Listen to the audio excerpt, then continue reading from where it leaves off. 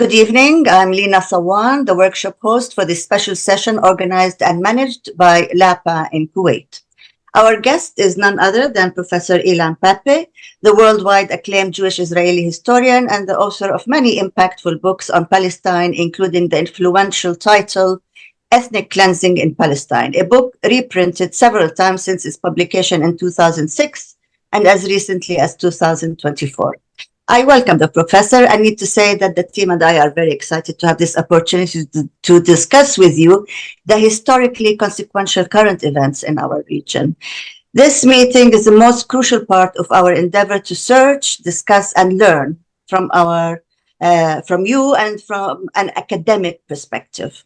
So I ask all your forgiveness for not spending more time in introducing our esteemed guest and moving on as swiftly as I can to start this first of its kind interview by LAPA. And it is indeed so, in my view, because throughout the years, LAPA has conducted many impressive workshops with valued guests, but I suspect this meeting may be the one to mark the development of our workshops, not only as the educational and informative media tool that they are, but also as insightful roundtable debates, even think tanks, if I may say so.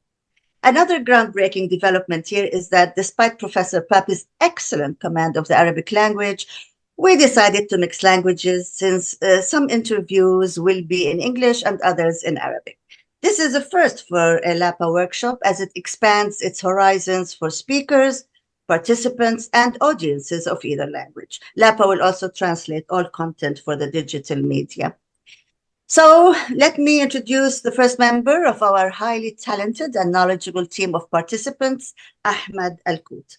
Ahmed is a Kuwaiti whose career is in finance, but his heart is in history.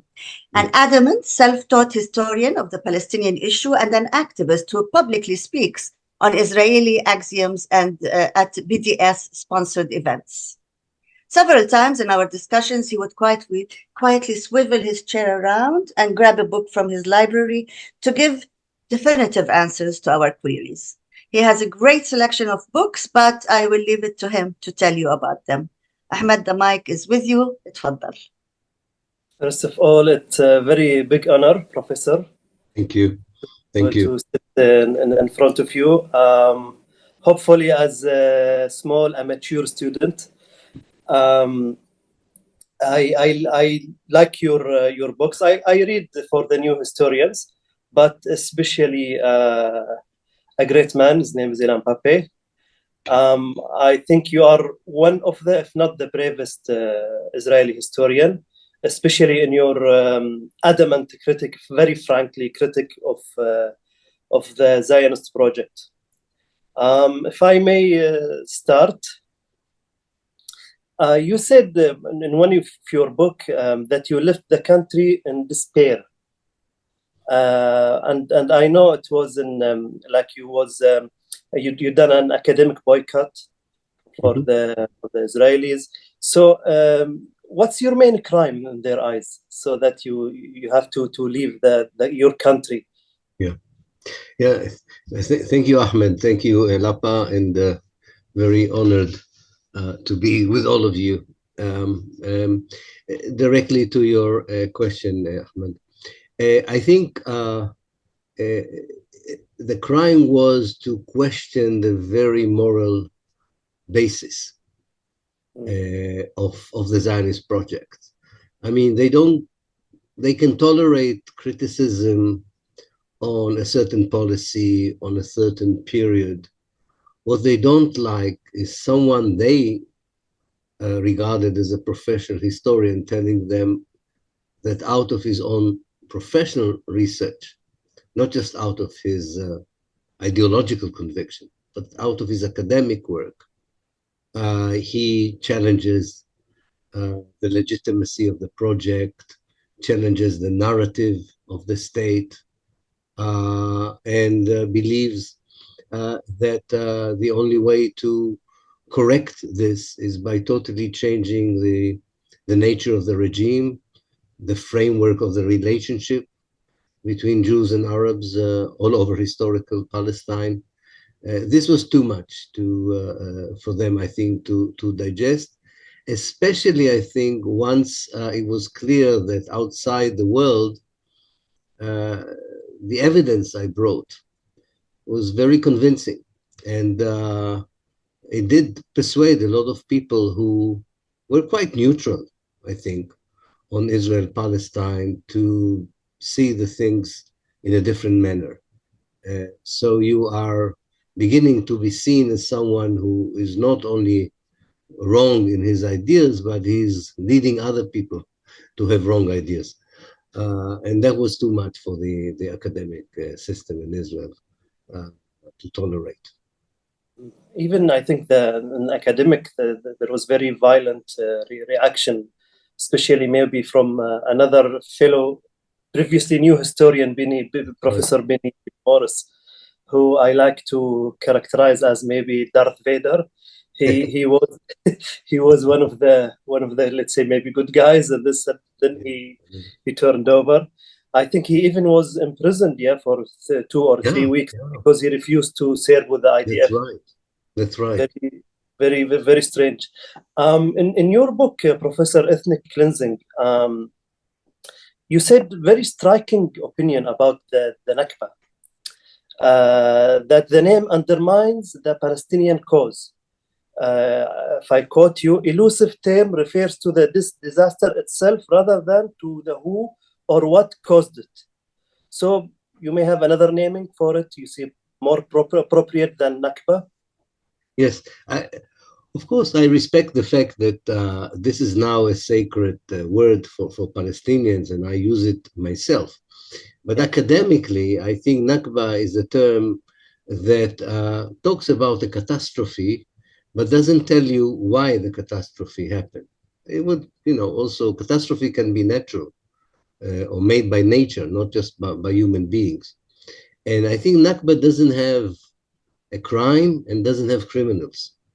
And I think that a lot of people outside the Palestinian milieu, so to speak, they said, okay, the poor Palestinians, underwent a catastrophe. People all over the world have catastrophes. So from a humanitarian point of view, we can identify with them. But let's move on, because this is something that can happen. And I say, no, this is something that didn't have to happen, should not have happened, is still happening. And it's not just Nakba. It's and the best term I could come with, which is the title of my book, it's not as attractive as Nakba, but I think it's a much more appropriate term to describe what happened in 48. And this is ethnic cleansing, the ethnic cleansing. The late Edward Said had another good term, if you remember. He called it the dispossession of Palestine. That's also a good term, I think, because dispossession is when someone actively dispossesses you. It's not just a catastrophe. It's so dispossession, ethnic cleansing, or whatever term that makes sure that people understand that there are people behind the act and they're victims to that. Yeah. Mm-hmm. Yeah, ethnic cleansing, I think it's more powerful, though I don't promise you it will stick with the Arab word. Maybe not, but I will try. Yeah. Mm-hmm. It definitely stuck with the international community. I was surprised to see how many people still adopted today in order to describe what happened in 1948 and also after 1948, of course.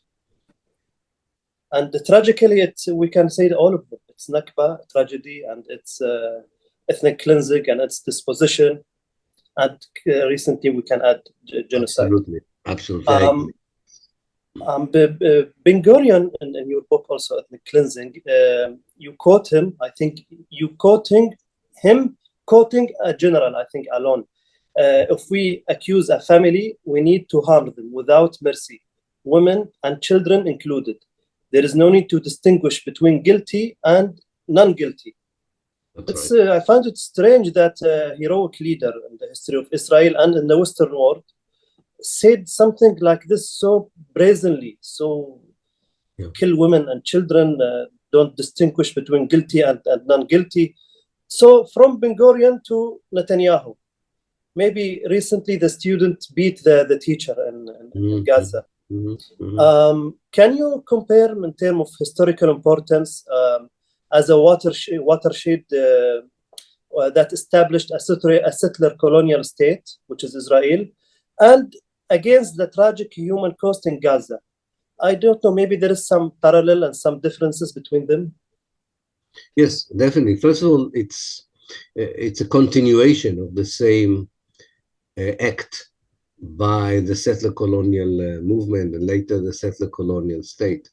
You know, there was, unfortunately, he passed away, a very good scholar of settler colonialism, an Australian guy called Patrick Wolf.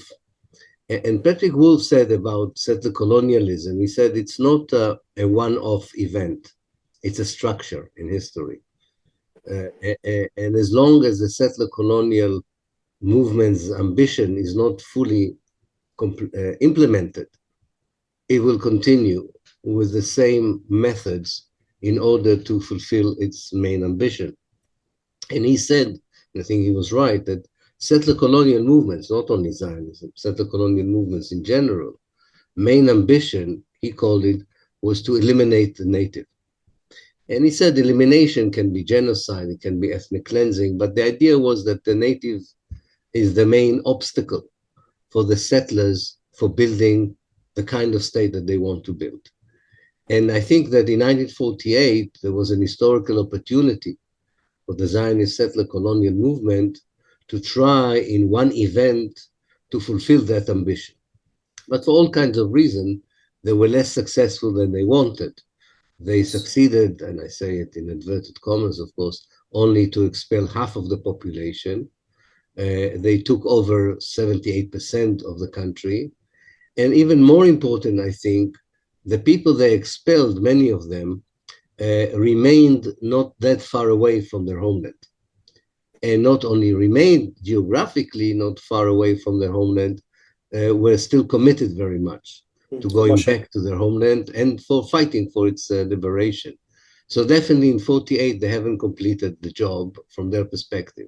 Now in 1967, they had another success when they took over the whole territory that they wanted by occupying the West Bank and the Gaza Strip, but they found themselves in a demographic issue from their point of view, that after expelling Palestinians, they now incorporated another large number of Palestinians. And they were looking for all kinds of solutions that somehow worked in the West Bank, although time will tell what happens there, but definitely did not work in Gaza, putting settlers there, trying all kinds of methods. And eventually, I think, they went for the policy of siege, blockade, military assaults, and what we saw after the 7th of October was just a continuation of the same idea that of elimination. And they thought that what happened in the first half of the day on the 7th of October gave them the right to move to real elimination, not just ethnic cleansing, but to genocide. And they thought the world would accept it. So there is a difference between the message in 2023, 2024, but not in the motivation, not in the ideological infrastructure that informs these actions. Thank you. In the introduction of your book, The Idea of Israel, I quote you, Israel is one of a few states considered by many to be at least morally suspect, or at worst, illegitimate. I think these are very bold words, which will lead me to a bold question. Mm-hmm. In the eyes of the world, of the UN, it looks like the history of the occupation started with 1967. But in most of the Arab world, at least not in the high echelons, not in the official, at least in the people mind, it started in 1948, not 1967. So it's much deeper than that. Can we say that it started actually the occupation in 1948, or we should play along with the UN point of view that started 1967? I think it even started earlier. I think it started from the moment Britain, as an imperial power, suggested that Palestine, that was at the end of the First World War an absolute Arab country, part of Bilad al-Sham, part of the Arab world, part of the Muslim world, when it suggested that it would help a movement of Jewish settlers from Europe to turn it into a Jewish state. That was the first stage in the dispossession of the Palestinians. And already in the 1920s, especially in the mid-1920s, with the help of the British, the first Palestinians were evicted from 11 villages that were bought by the Zionist movement. And the Zionist movement insisted that the people who lived on the lands that they bought, mainly from families in Beirut, that they would be evicted from the land. So we already have ethnic cleansing on a small scale in the 1920s, but definitely 1948 is the issue in the beginning. I fully agree. And you know, I don't think it's only in only in the Arab world. I think what someone asked me in a webinar, I think it was yesterday or the day before, I do quite a few of them, so I don't remember. But someone asked me, what is the difference? Oh, no, it was yesterday on TRT, the Turkish television. They asked me, what is the difference between the solidarity movement with the Palestinians until the 7th of October and the solidarity movements with the Palestinians after the 7th of October? And I said the main difference is that the solidarity movement now talks much more clearly about Zionism. This whole slogan, Palestine should be free from the river to the sea. And I think, so also in very important sections in the Western civil society, people go back to 1948, at least as the beginning. So I fully agree. And I think one of the things I was really struggling with when I left Israel in 2007 was to find out that still most of the solidarity movements with the Palestinians were totally committed to the two-state solution, and therefore accepted the narrative that the conflict started in 1967. And I remember I told them, no, I from my own research, I don't think it started in 67. And you know, the official PLO position and then the official PA position was still supporting the two-state solution as well. So that gave a lot of support to people who said, okay, the problem started in 67. So when we talk about the Palestine question, we're asking what would be the future of the West Bank and the Gaza Strip, and that's it. No, and I don't think it's the right approach, and this is not the right historical. The whole of Palestine. The whole of Palestine needs to be treated in an attempt to find a just solution. Not only 22% of Palestine, and not only half of the Palestinian people. And I think in your book with Noam Chomsky, I wish him to be safe and sound, on Palestine. And also in your book, The Idea of Israel, you refer to is the Israeli education about the Palestinians. It's tragically funny. Funny. I don't know if it's correct. They are not existing people. And if they exist, they have no value, as wise man said. They are uncivilized and alien. And then finally, they are terrorists. Yeah. And the Israeli are always the victims. Yeah. So terrorists versus the victims. So especially currently that Israeli became some people say they are the new Nazis. Do you think that Zionist perspective still stand in Israel and Western world that look for the Palestinians either terrorists or no value or uncivilized? Well, I think it's still the message graduates of the Israeli educational system get. So most of the young people in Israel would share this racist perception of the Palestinians, no doubt. And looking at the educational programs this year in high schools, I'm very worried that also the next generation or the next group of graduates would subscribe to similar ideas, because the education system and also the socialization in the army makes sure that this is the dominant perception, this racist, dehumanizing view of the Palestinians.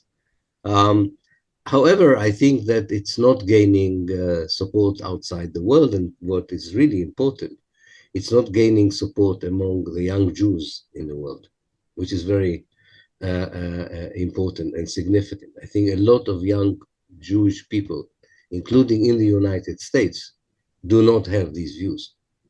And that's why in the solidarity movement with the Palestinians that emerged in full force after the 7th of October, we saw a large number of Jews in those demonstrations. Yeah, exactly. Younger Jews, I should say. The older generation, is still, not all of them, but there's still a lot of them that are still loyal to these perceptions. But unfortunately, when you talk about the Israeli Jewish society, again, I don't want to generalize, it's not true about everyone, but the vast majority, I'm afraid, still subscribe to these racist views about the Palestinians.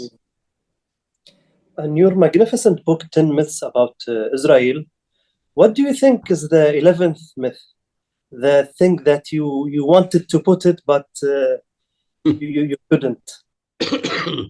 Not sure I wanted at the time when I wrote the book to put an 11th myth. I think there is an 11th myth that developed before the 7th of October, and now Israel is really trying to persuade the world in that myth. And that is the myth that one way of showing it is how Israel explains what happened on the 7th of October as a kind of a new chapter in an old history of anti-Semitism, that Iran is the new Nazi Germany that tries to kill Jews, and it has all these allies, like Nazi Germany had allies in Europe during the Second World War. New Holocaust. And the Holocaust. And exactly, that the 7th of October was an attempt at another Holocaust. I don't think that anyone with a modicum of education, knowledge would buy into this, but you listen to mainstream media, mainstream academia in the West, you can still see people buying into this myth that what you have here is a poor poor state with Jewish refugees, that all they want is to survive. And the same impulse that led the Nazis to genocide Jews in the Second World War is now repeating itself, which of course is nonsense, but nonetheless is the Israeli attempt. It's connected to the continued attempt by Israel to associate the Palestinian liberation movement with everything that the West is afraid of. So once the West was afraid of the Soviet Union, so Israel associated the liberation movement with the Soviet Union, even if the groups that were loyal to the Soviet Union in the PLO were very small and marginal, right? Nevertheless, they wanted to convince people in Europe and America the red threat is represented by the Palestinians. It didn't work. So they started to associate the Palestinians with another thing that terrified the West since 9/11, what they would call Islamic terrorism. So they tried to say this is the spearhead of Islamic terrorism. Another myth that Netanyahu is trying to sell, calling Hamas all the time Hamas Daesh, either Nazi Hamas or Hamas Daesh. Yeah, ISIS. It is so simple and it's so distorted that I really wonder if anyone is buying into it seriously. I think people who buy into it maybe do it because they want to support Israel, but not because they think there's really something in it. But I think that's the myth, the last myth that is being built, but will not be successful, I think. Hope to find a book about it. The 11th myth. It's published. Okay. It's a good challenge. I'll do another book. In the end, Professor, in your book, The Forgotten Palestinians, I don't know, maybe my simple mind wished to find in the end like small comparison, a table of comparison, let's say sharp and concise, the most important three differences between these two types of citizens, the Israeli citizens and the Palestinian or 48 Arabs, citizens of Israel. So in your opinion, let's say three sharp differences between the rights and the lack of it for the other side. What do you think the main three differences? Well, one of them would be that the Palestinians are not a nation that are connected to the homeland. Only the Jews are a nation. So the one difference is which comes out in the Israeli nationality law of 2018, that the basic attitude to the Palestinian is as a collective that doesn't have any national rights in its own homeland. The second one is that Palestinians don't have the right to live where they want. They cannot mix with the Jewish population unless the Jewish population is willing to mix with them, but it's not up to them. So they have to be ghettoized in purely Palestinian areas. And because of that, the land around them belongs to the Jewish people. So they cannot also expand the places where they live. Since 1948, Israel did not build or allowed the Palestinians to build one new village, where Israel built hundreds of new places for the Jewish population. And the third one, I think is maybe the most important one. Given the politics of the Jews in Israel, and we can see it since 2022, the Palestinian citizen is always under the danger of being deported, arrested, even killed without anyone protecting them, which you cannot say about the Jewish population. The Jewish population has the protection of the state. The state views the Arab citizen as a potential enemy, so it cannot protect it.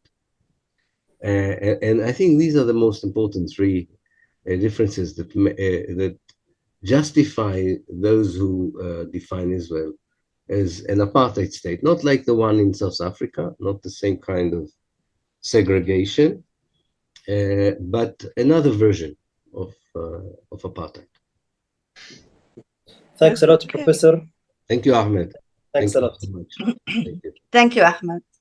Guys, before we carry on, I will make sure everyone can see me, please, so we can control the timing. Thank you, Ahmed, very much. Thank you, Professor. You know, we are all here because of the efforts of the chairperson and managing director of LOYAC, Mrs. Faria Al-Saqaf. She founded this nonprofit organization in 2002, fulfilling her deep passion for building a better present and a promising future for Arab youth. Then she attached to it LOYAC, the Academy of Performing Arts, which became a well-known and active participant in Kuwait's cultural scene. Faria joined this workshop as a member of the team and has left us in awe of her enthusiasm, knowledge, and sincerity. So prepare to meet this lovely force of nature, Faria Al-Saqaf. The interview is in Arabic. تفضلي Faria. شكرا لينا.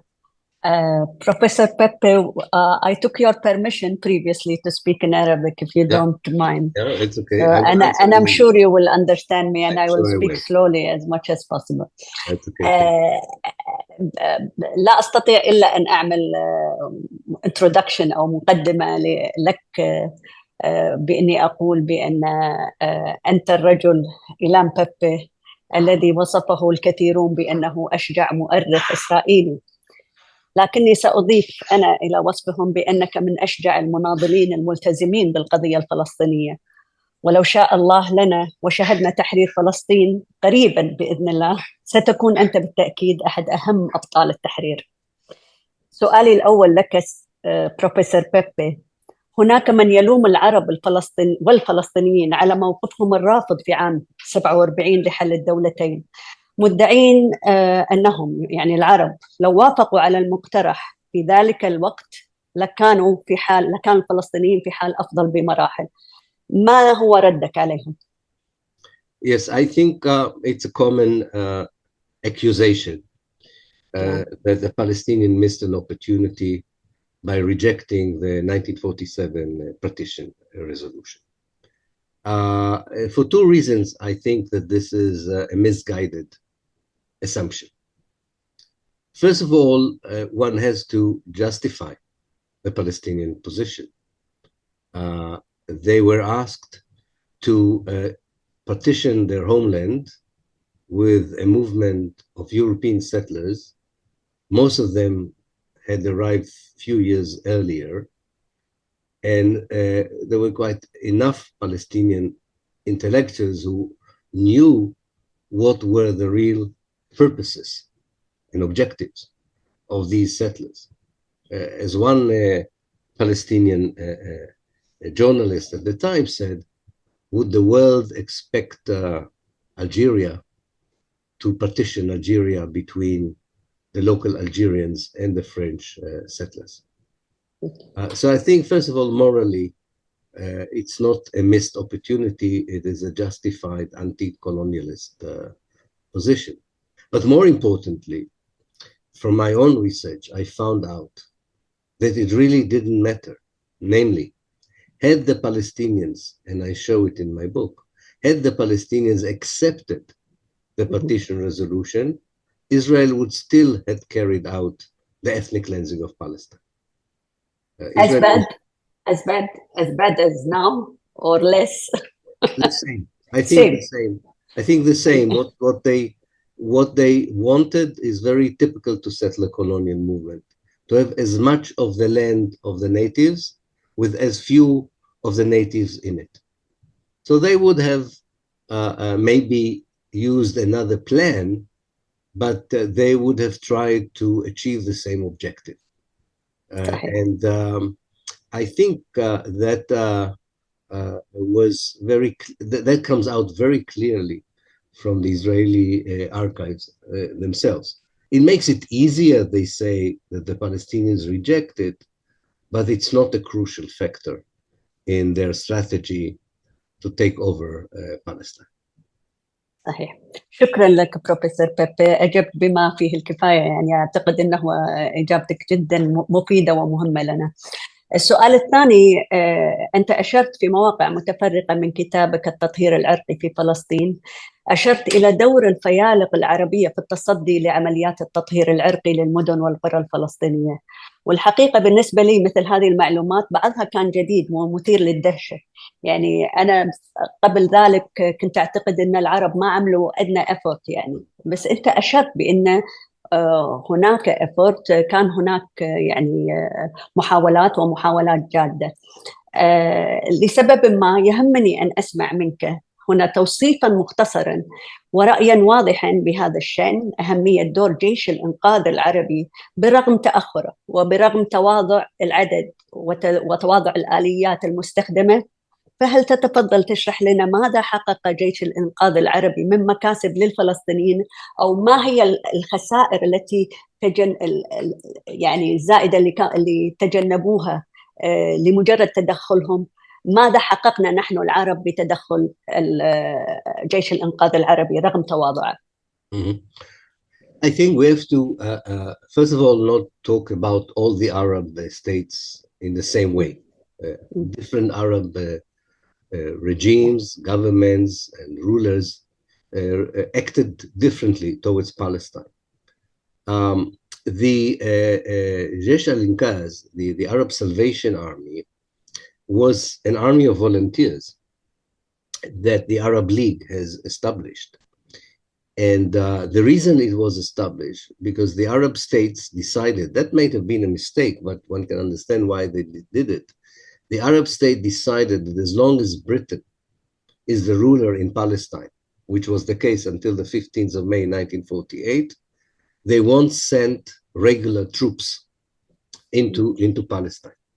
The only thing that they will try and send is this army of volunteers that they hope to supply with weapons, and they put in charge of it someone who was already known as a great guerrilla fighter in the 1930s, Fawzi al-Qaukji. And The numbers were very small. I mean, there were a few thousands, but it was not enough to challenge properly the already Zionist force that existed. So we have to remember that the decision not to send regular Arab armies until the 15th of May 1948 allowed the Zionist forces to complete the first stage of the ethnic cleansing.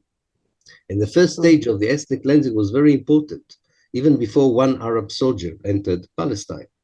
And this was taking over the Palestinian towns. All the Palestinian towns, apart from Alid and Aramle, all the Palestinian towns were occupied by the Zionists, and most of the people living there were expelled during the end of April and the beginning of May 1948, before the British mandate ended. After the British mandate ended, and especially I think after the Deir Yassin massacre on the 9th of April, there was the beginning of pressure of the society on the governments to do much more for the sake of Palestine. And then you have to see each government how it reacted. They didn't react in the same way. Egypt, you had on the one hand the politician of Al-Wafd and other parties who I think wanted to be less involved because they thought that Egypt's concern in 1948 was the struggle against the British colonialism and imperialism. So they didn't feel like they can do both at the same time. King Farouk was more enthusiastic and pushed for a more intensive Egyptian. But, you know, in the end of the day, you can't hear me? Oh, okay, you can hear me. The end of the day, half of the Egyptians who entered Palestine were not soldiers. These were prisoners who belonged to the Muslim Brotherhood. The Egyptian government said, well, let's send them to the battlefield. If they come back, they come back. If they don't come back, it's okay as well, you know. To be honest, I mean, I'm cynical, but one of the only archives we have, an Arab archive we have for 48, is the Egyptian one. So it's very clear. The Jordanians were another story. Jordan had the best army in the Arab world because of the British officers, and the only army that had some experience in fighting in the Second World War. They could have changed. They could have changed the balance of power, but King Abdullah entered, as this is quite well known now, entered the tacit understanding with the Jews. In return for annexing the West Bank without fighting, he would limit his military intervention. And that played a very important role in the success of the Israeli army. You can call it now the Israeli army, after the 15th of May. I think the Syrian army and Lebanese army did all they could, but they were small armies with little experience. They only got independence 2-3 years before. They did try.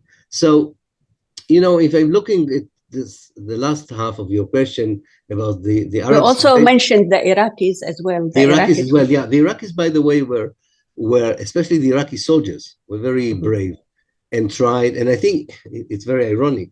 The Iraqis helped a small part, which today we call it Wadi Ara. It's a small part that was part of what became the West Bank, and it remained under Jordanian rule because of the Iraqi soldiers. But Jordan gave it back to Israel as part of the Armistice Agreement in 1949. And I just want to say, the volunteers also were not made of the same clothes. You go to oral histories of 1948, some villages would tell you these were brave people who really tried with us to save the villages, because we were peasants, we were falah, so we didn't have any military knowledge. So it was easy for the army. But thanks to them, we fought for a few days. Some would say they were less interested in what we had to do. So in one sentence, Jumla Wahida, it was too little and too late. But it was something there. It's to say that they didn't do anything, I think is not fair.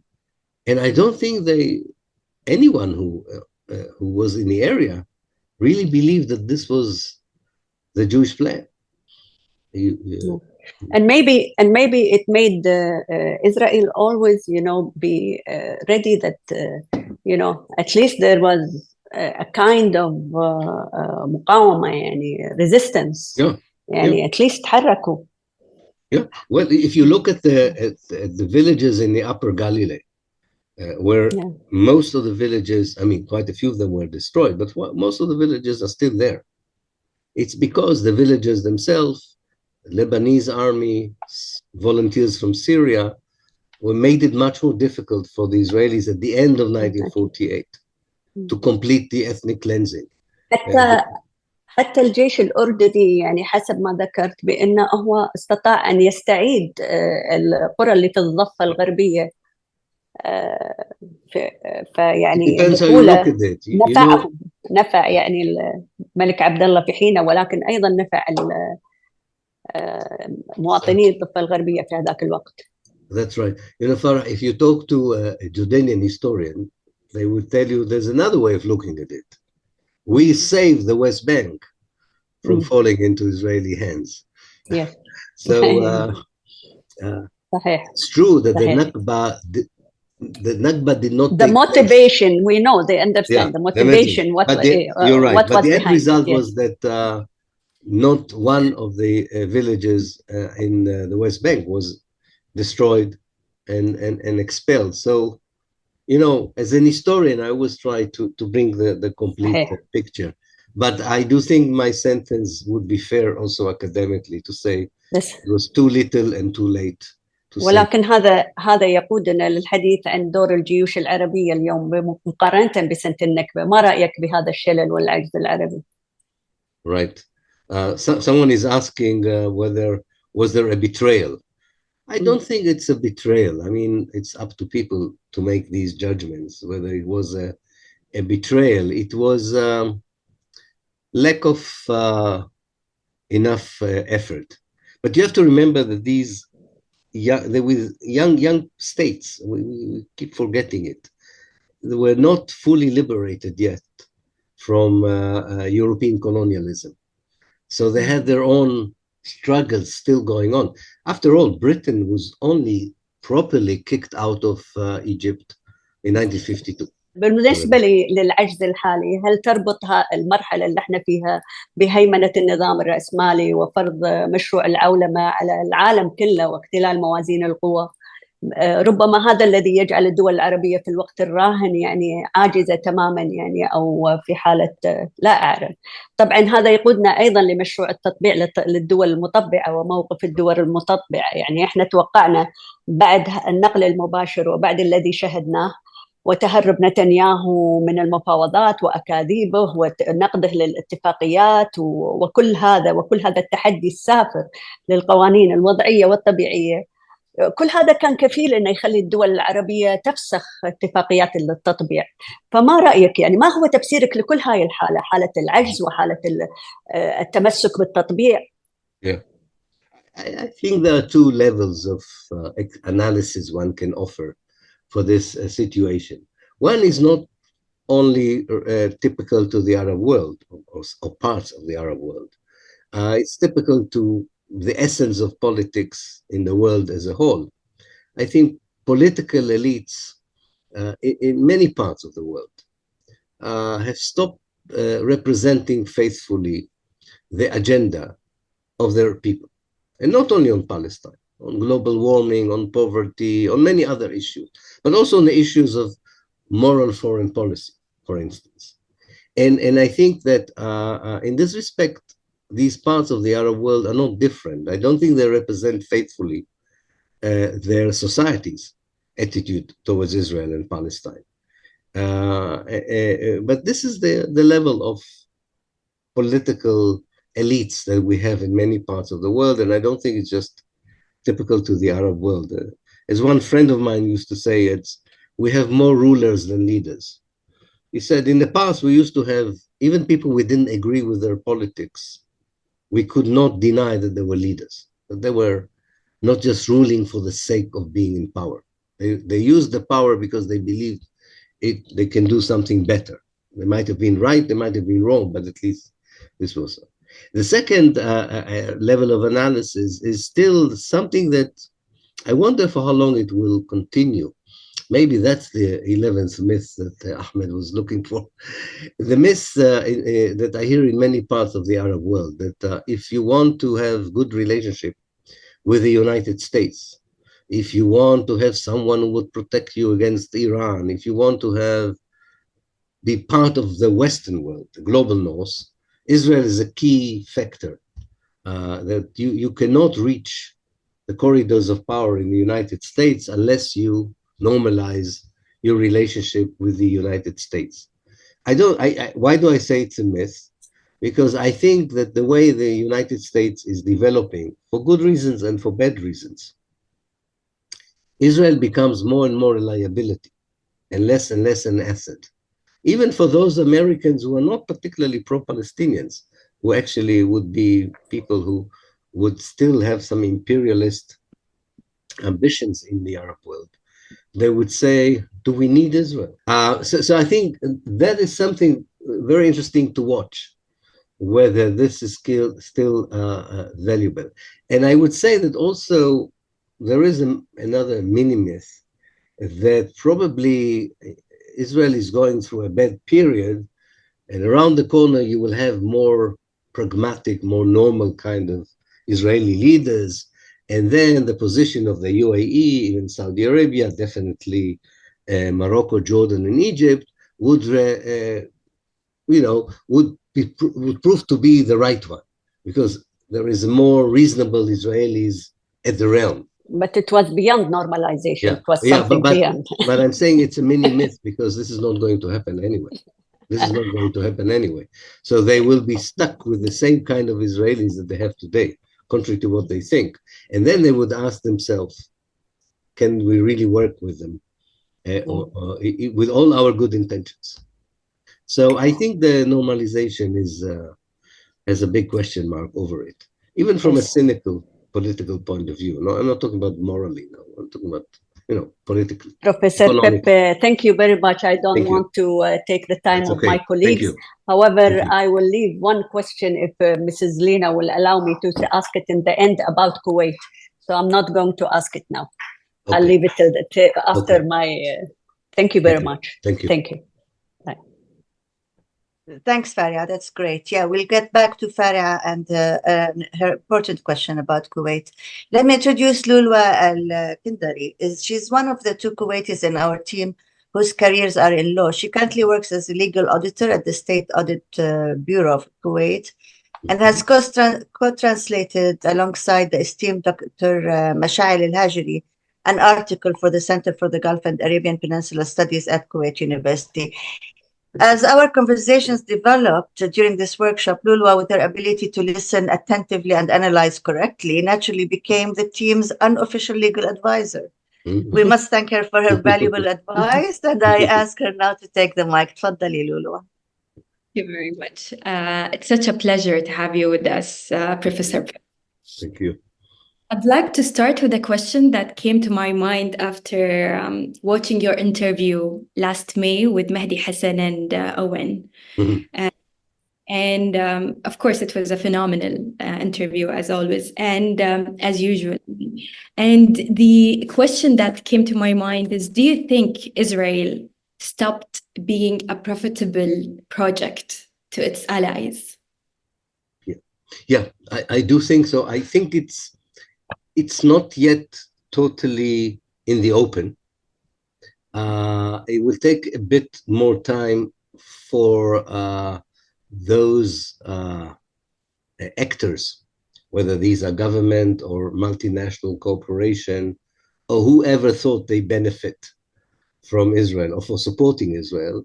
It will take a bit more time for them to realize that this is the case. I particularly thinking about the last few evaluation of international auditors such as Finch, S&P, and others. The evaluation of the Israeli economy is an economy that is going down, deteriorating. That like never before, needs huge financial support from the United States. So the whole myth of this high-tech nation that is doing very well economically has been shattered strongly by the events of the 7th of October. I mean, history would have to go back to that event. We're too close to it, too near to it in time, but I think it has been far more destructive and far more effective, depends on one's point of view, in shaking the economic infrastructure of Israel.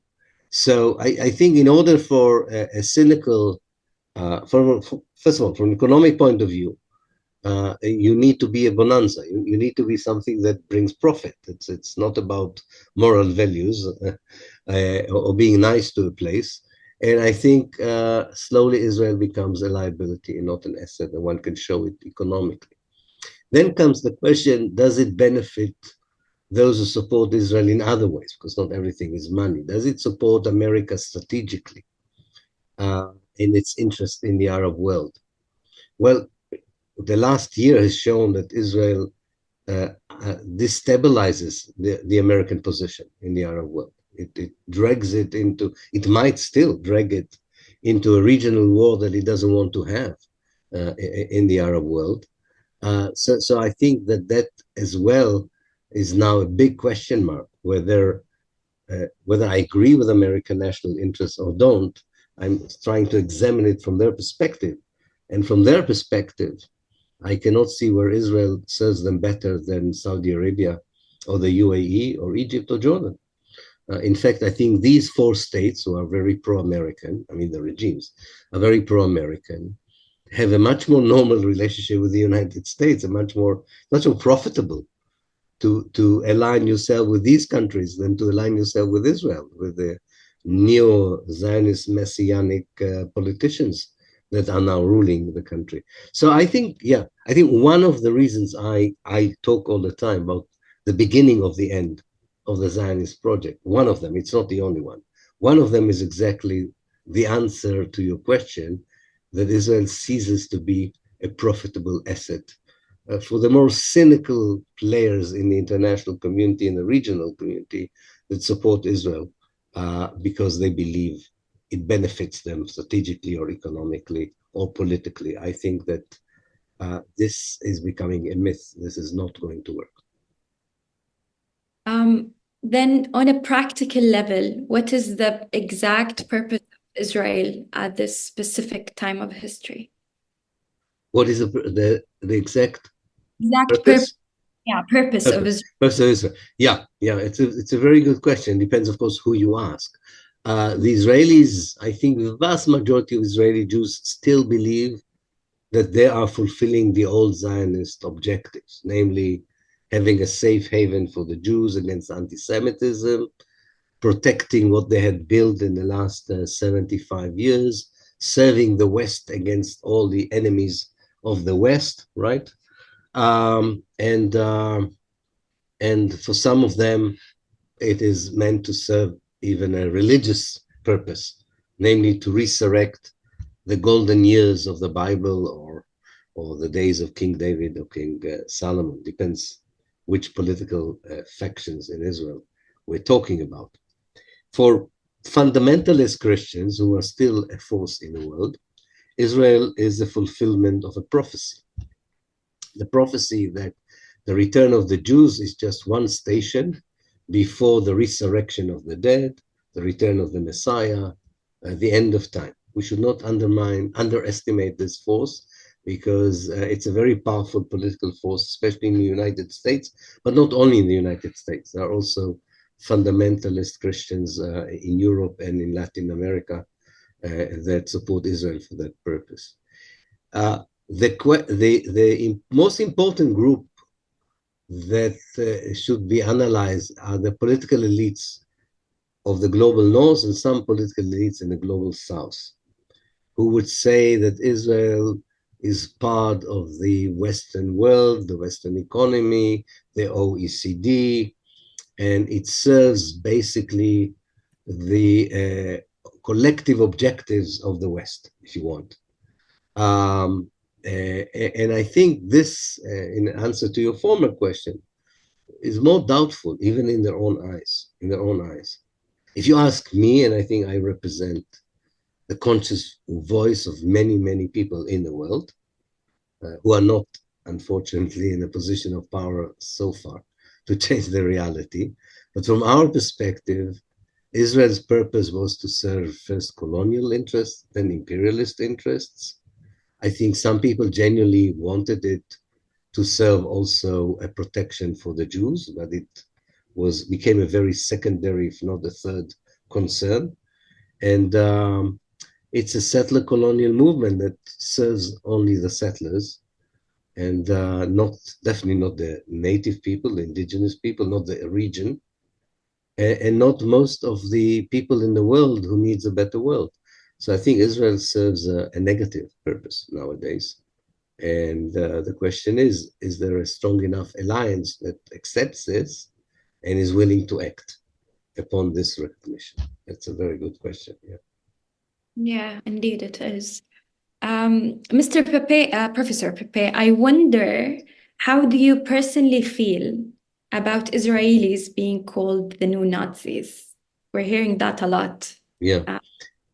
My family was all killed by the Nazis in Germany before they came in the early 1930s. I mean, my father and mother were able to escape, but all their family were exterminated. I don't see the benefit of equating anything with Nazism. I really think it's a unique phenomenon.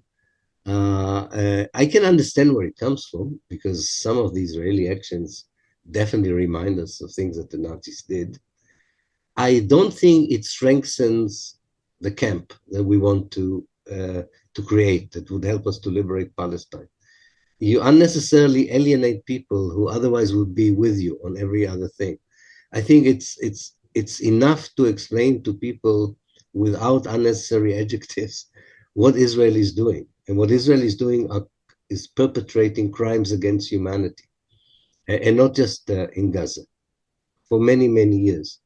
So you ask people to recruit themselves and work with you against a criminal state that perpetrates crimes against humanity. If people feel stronger to call them Nazis, if it helps them, we should do this. But I don't think it, in the kind of the bottom line, it doesn't help. I always remember I have a friend in Halil who always calls me and says, what these Israelis doing is worse than the Nazis. And I said, if you say what they do is not worse, as the Nazis is not enough, you don't have to add worse than the Nazis. It can be a distraction. On the other hand, I can see sometimes the benefit, especially to remind Israelis the way they manipulate the Holocaust history and memory, to show them how they are perceived by their actions. So I can see both the advantages and disadvantages, but for me this is not the main purpose of my work. I really want people to know the facts, what Israel is doing. I want the people who know the connection between the ideology of Zionism and what they are doing.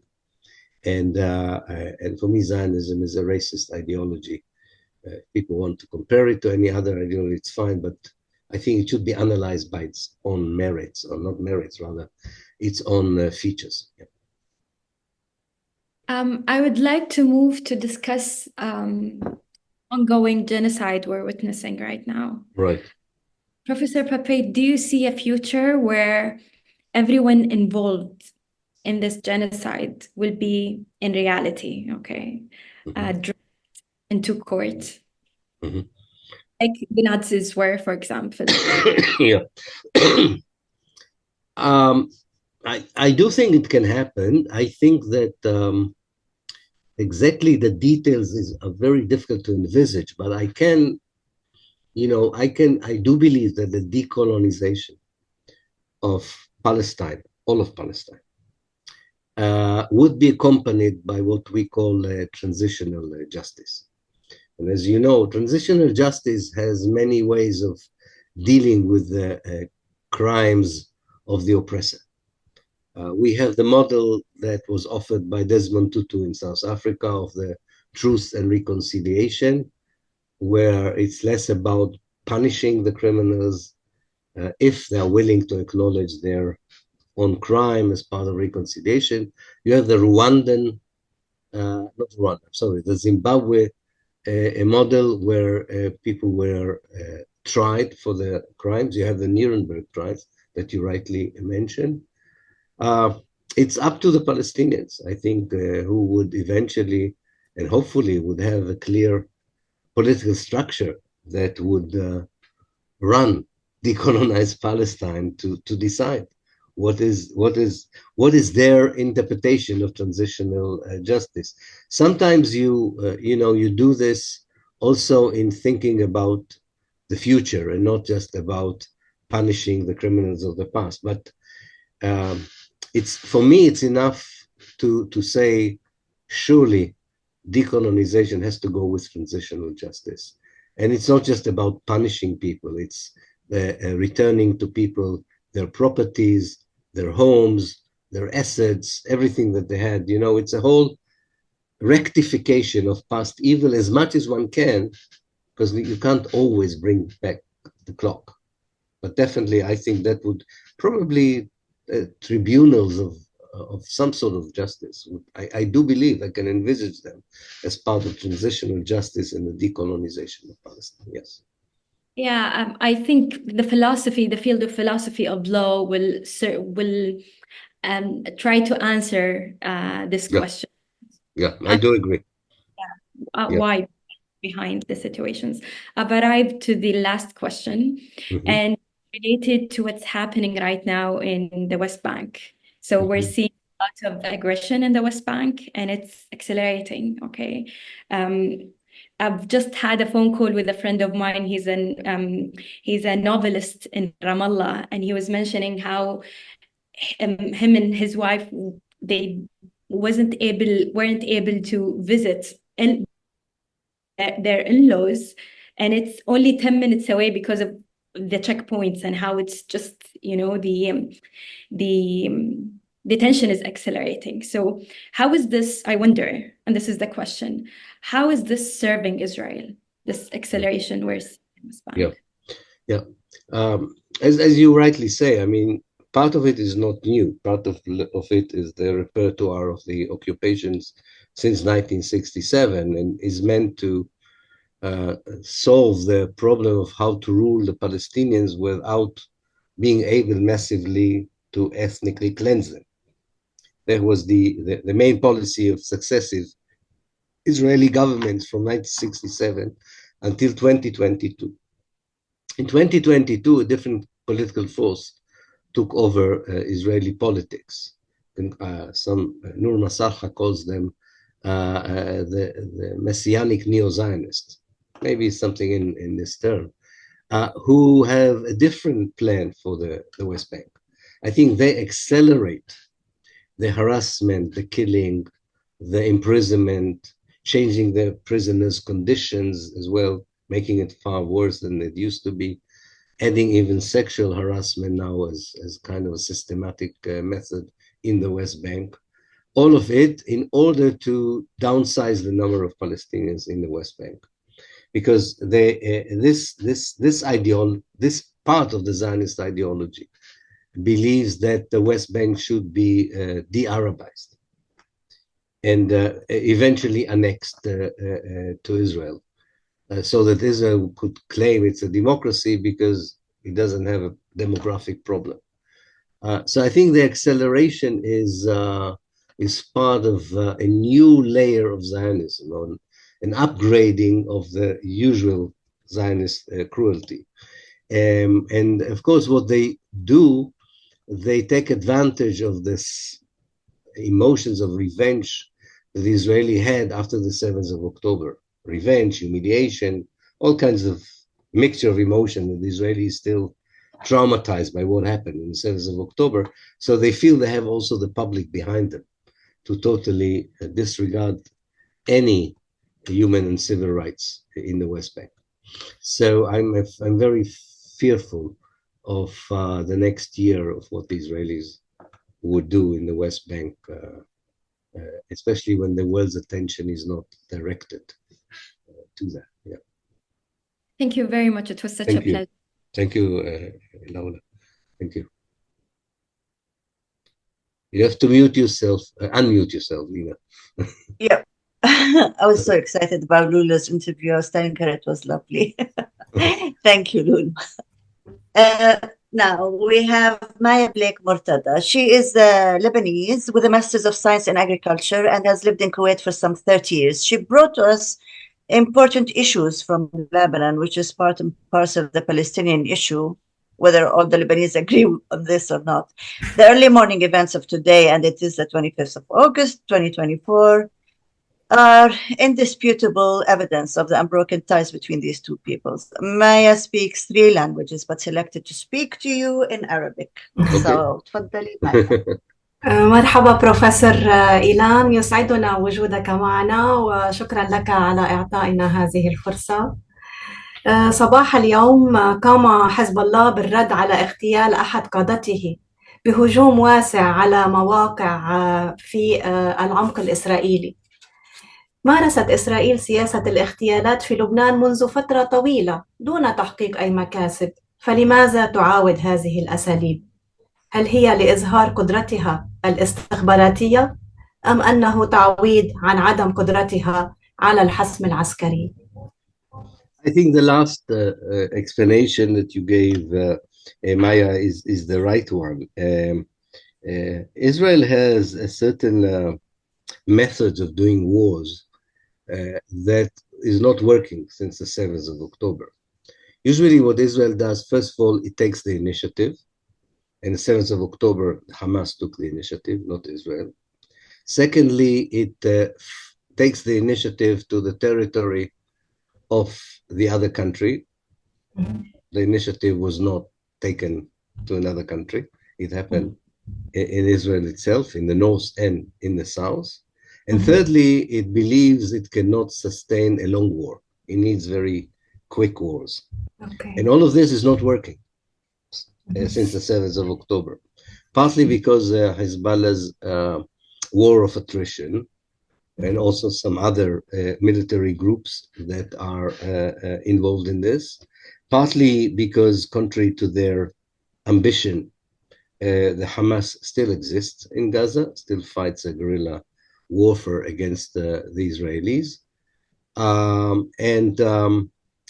I think the frustration leads them to the kind of action that we have seen. Assassination is something they still know how to do, apparently.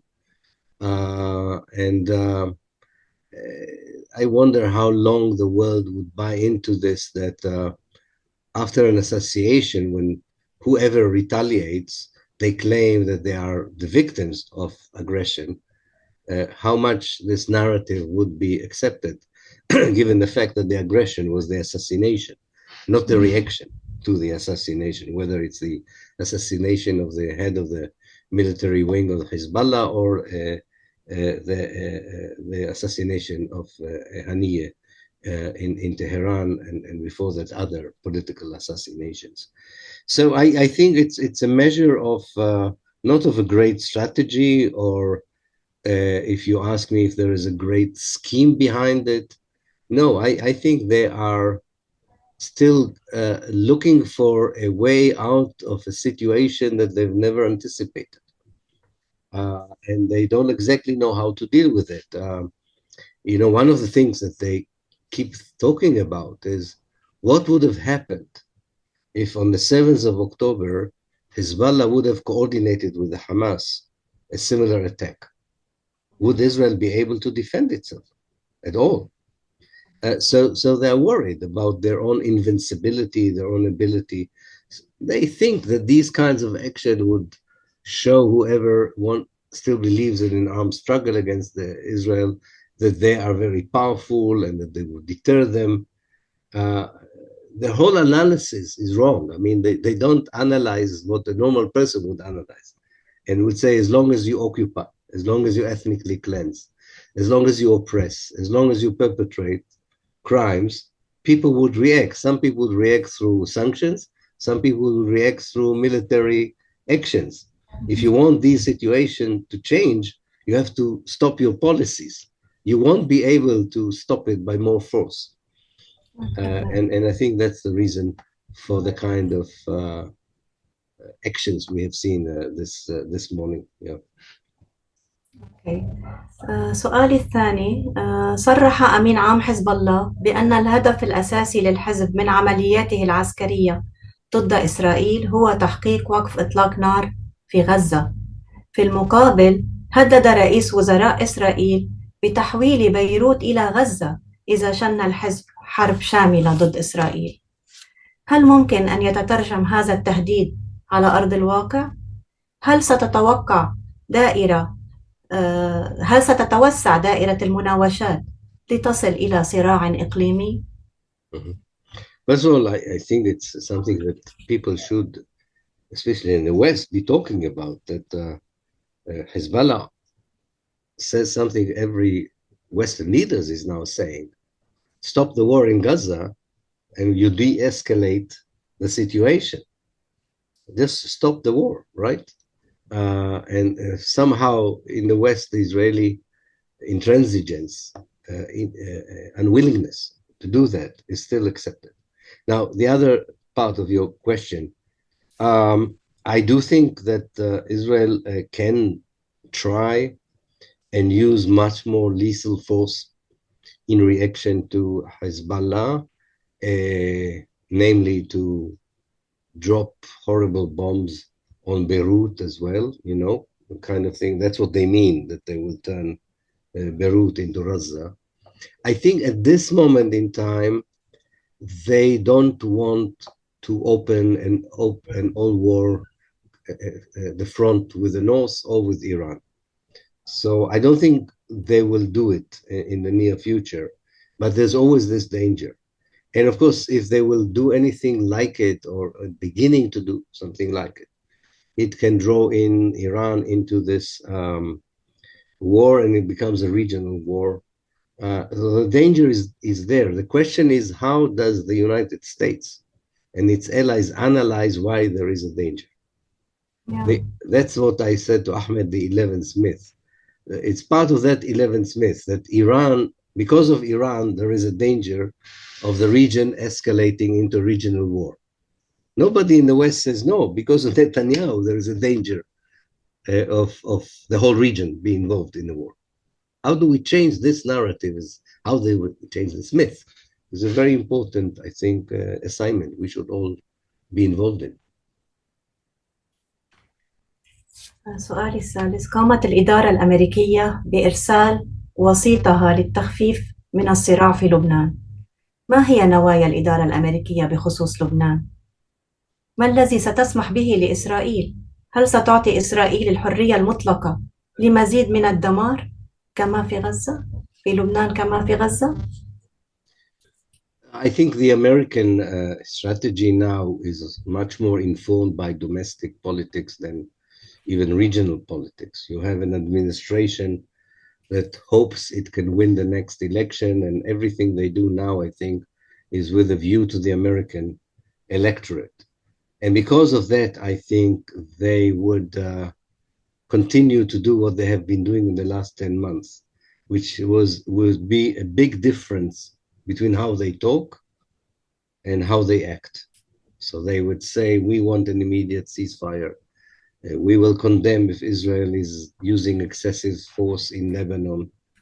But in essence, they wouldn't do anything to stop it, which is very frightening. Yeah. So until November 2024, I don't expect any dramatic change in American policy. After the election, depends, of course, who would win. There are less domestic pressures on the administration. I do believe, I hope I'm not wrong, I do believe that a democratic administration after the election, not during election, but after the election, would be a bit tougher against Israel. I hope. It's partly hope and partly analysis. If Donald Trump is winning, who dares to predict what this guy will do? You know, we don't. But he's an isolationist. As a whole, he's an isolationist. He doesn't want America to be deeply involved either in the Ukraine or in the Middle East. So, the dangerous period for all of us is until November 2024. I think there's some more hope for a different external pressure after November 24, whatever the results of the elections would be. Not dramatically better, but a bit better. سؤالي الأخير هو أن هناك ثمة مساعي دولية وخاصة أمريكية لتسليح الجيش اللبناني ليكون هو القوة المسلحة الوحيدة لحفظ الأمن في الجنوب.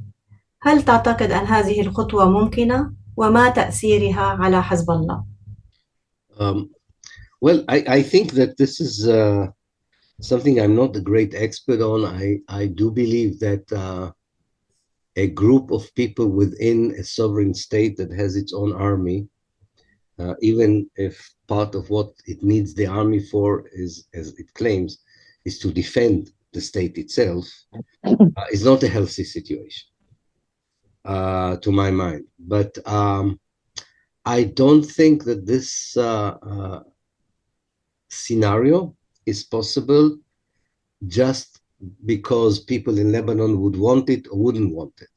If you want to create this kind of a new reality in Lebanon, you have to create a different reality in the Mashriq, in the Eastern Mediterranean, and also in the relationship between Iran and the Arab world. I don't think, although it sounds, but that's maybe I'm not an expert in Lebanon, but although it sounds a domestic Lebanese issue, I don't think it is a domestic Lebanese issue. I think it's a regional issue.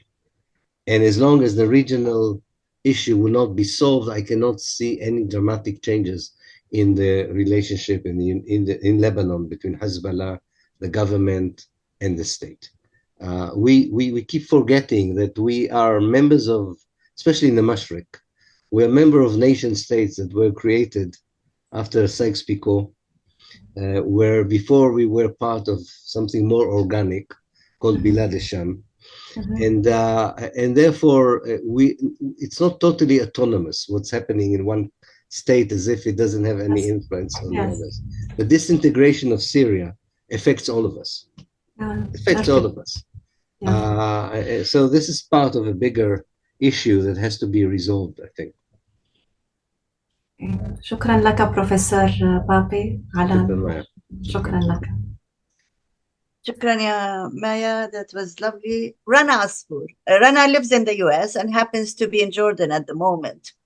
She is the managing editor at the Markaz Review TMR and is a book critic among many other works of hers. She has written for The Guardian in the UK, The National in the UAE, and Words Without Borders.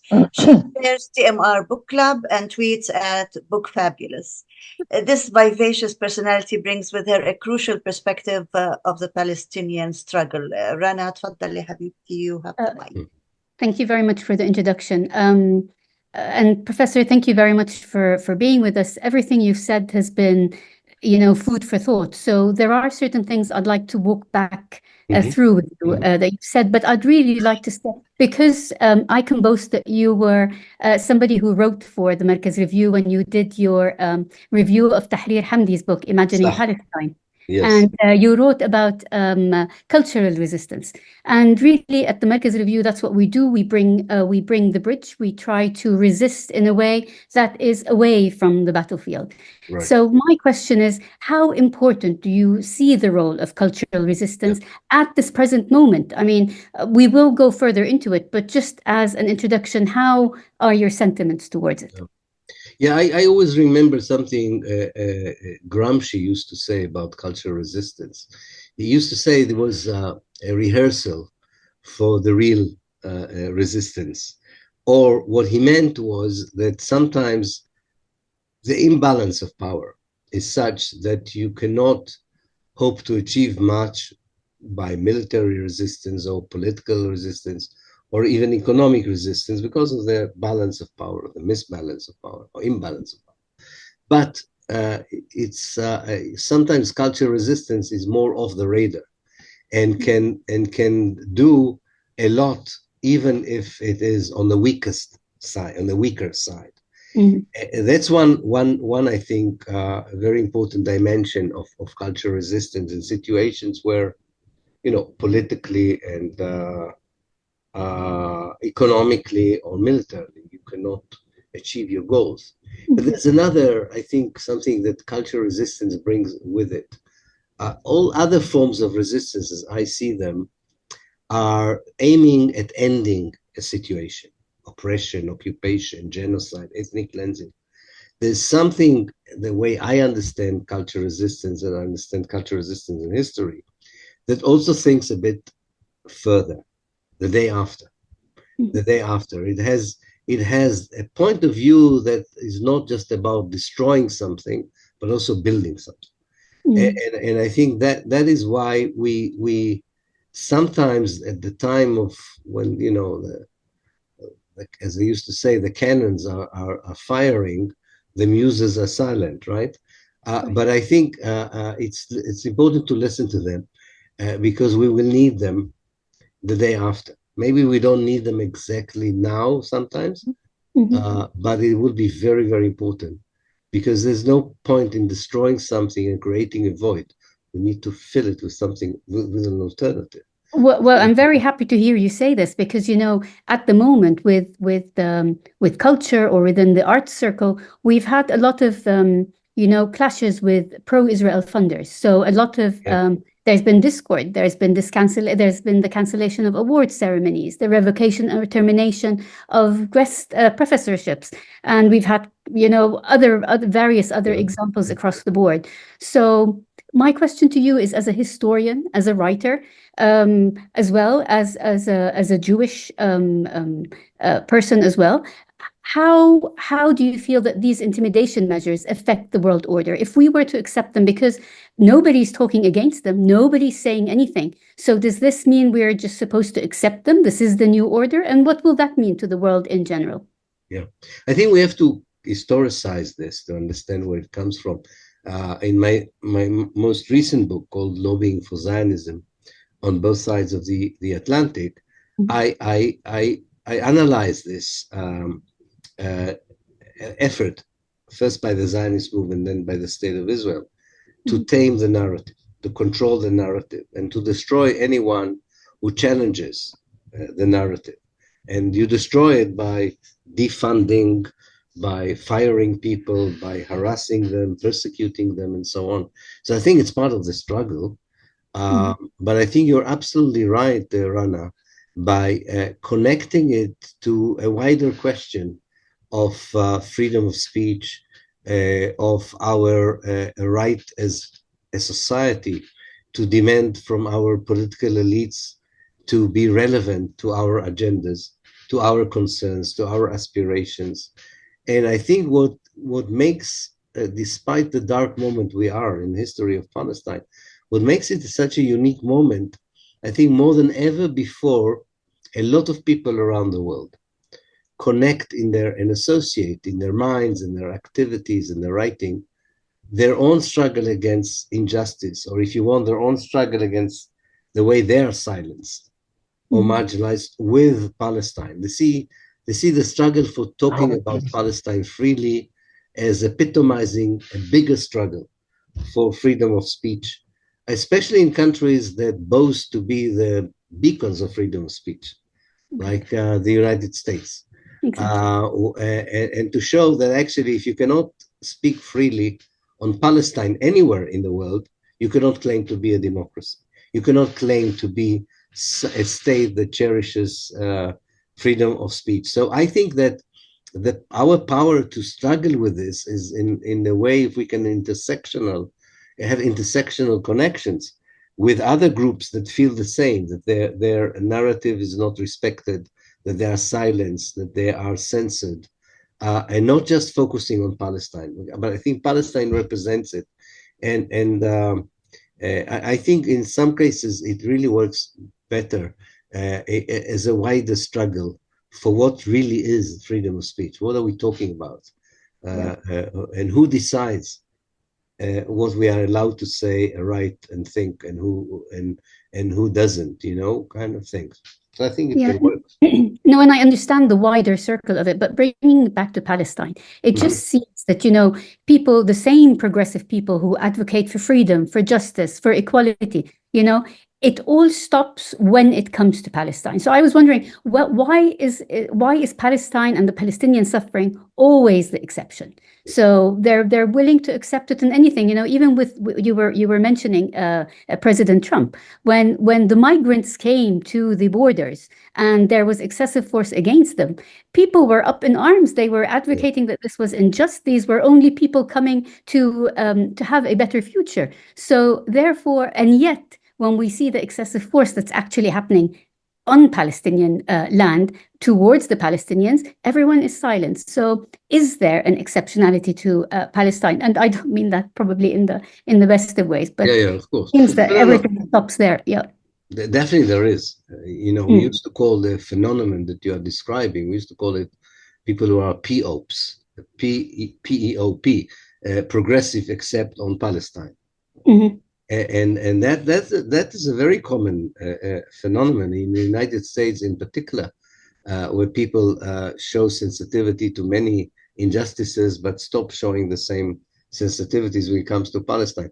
The point I was trying to make was that people are not born like this. I think that's why I wrote my book, Lobbying for Zionism. The Zionists work very hard to make it happen. I always apologize for people. I said, this is the longest book I ever written, 500 pages. I never write such long books. And the reason it's such a long book, because I think you have to show exactly how powerful that lobby was in order to get to that position of exceptionality, that even conscientious people with modicum of decency in them, when it comes to Palestine, become blind. They don't see what's happening. But I would like to look at the full half of the glass. I think when people, and I said it before, and I think in my answer, I don't remember, to one of the first questions, that the difference between the solidarity movement today with Palestine, that it really is far wider in its demographics. It consists of many people who were not there in the solidarity movement before. And part of what motivates them is this exceptionality, is this double talk, this hypocrisy. So I think that on the one hand, because it's very difficult for Israel to maintain the exceptionalism, they are far more brutal in their attacks on people who censor them in the United States. But the reason they're so brutal is because they don't have an easy time now doing it. So it's much better that we are in that situation where they would have said, oh, we can ignore Rana, who cares what she says? We don't. No, they can't ignore you. They can't ignore you because you represent something that is becoming much more fundamental and serious. All these changes are happening. Palestine is having a very good time, so to speak, outside. The problem is the changes are too slow. And the pace of destruction on the ground is too quick.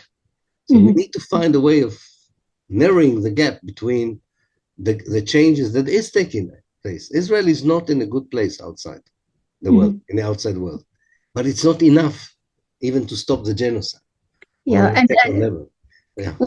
Professor, I would love to go through so many other questions, but I don't want to take your time. But I do have a final question where, in your book, The Ethnic Cleansing of Palestine, you write, the problem with Israel was never its Jewishness. Judaism has many faces, and many of them provide a solid basis for peace and cohabitation. It is its ethnic Zionist character. And so, as you were saying previously,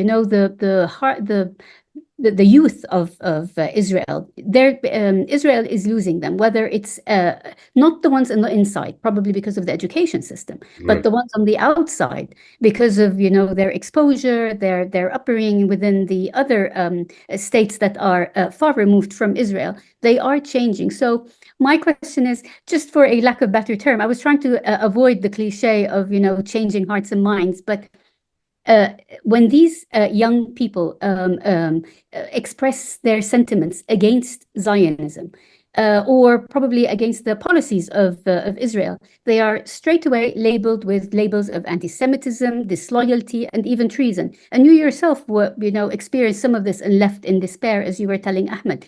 So how do we change the hearts and minds of people to say that anti-Zionist is not anti-Semitism? How do we do that? Is there a magic potion? Is there a first step that we can take?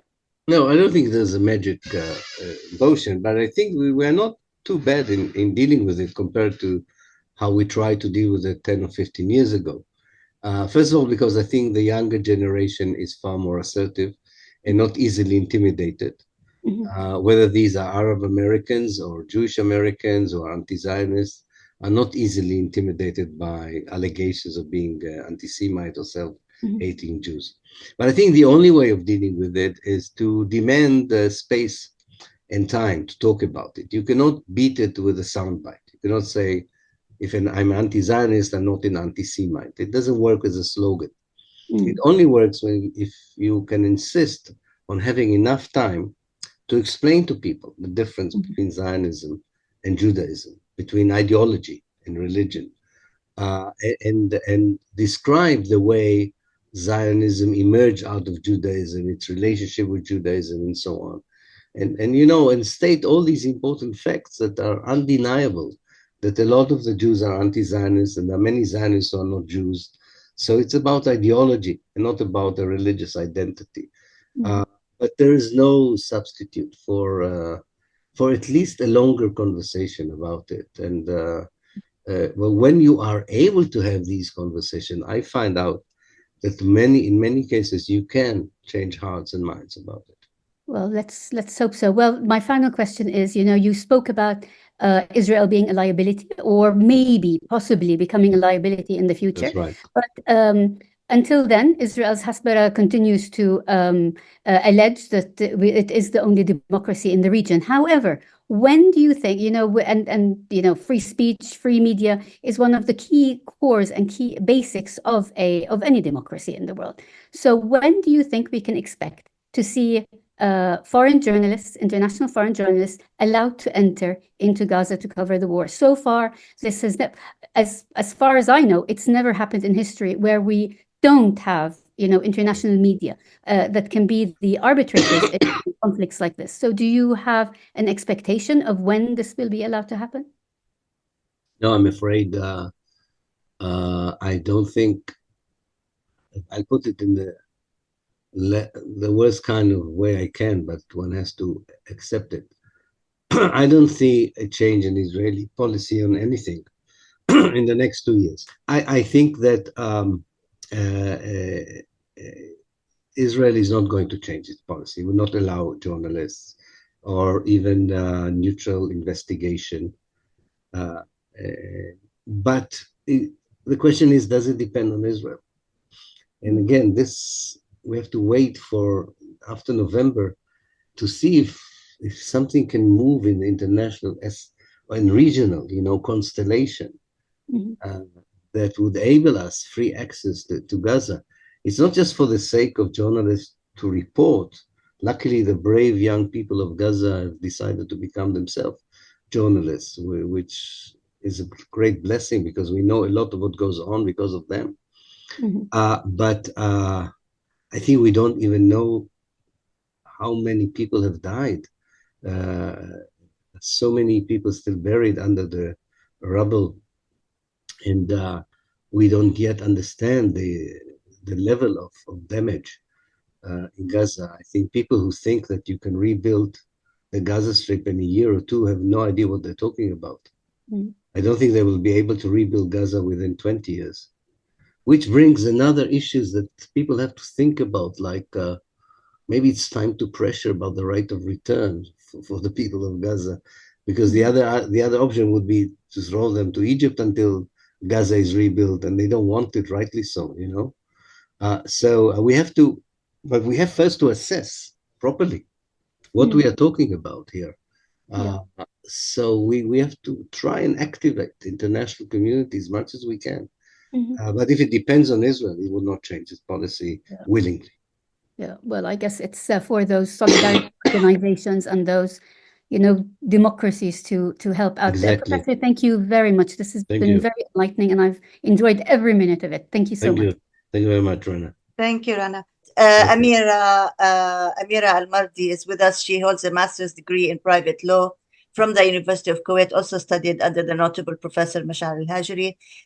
And she's a legal auditor at the State Audit Bureau of Kuwait. If that's not impressive enough, let me tell you what thrills us about Amira's achievements and personality.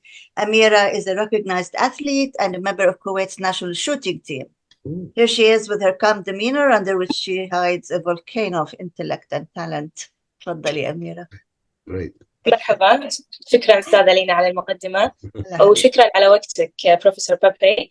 أنا أسئلتي فيها 3 محاور. hopefully إذا تسع الوقت لي 3 محاور. خل أبدأ بالمحور الأول وهو الحلول المقترحة لحل الأزمة. كنت قد ذكرت بأن الحل الأنسب هو حل الدولة الواحدة، لأن حل الدولتين هو في النهاية احتلال. وحددت ملامح هذه الدولة بأنها تكون دولة ديمقراطية فيها حقوق متساوية وتجرى فيها انتخابات عادلة. السؤال هو: هل تعتقد بأن هذا الحل حل عملي لدولة مارس جزء من شعبها ضد الجزء الآخر 75 سنة من الاضطهاد والتمييز العنصري؟ فهل تليق الديمقراطية بهذا الواقع؟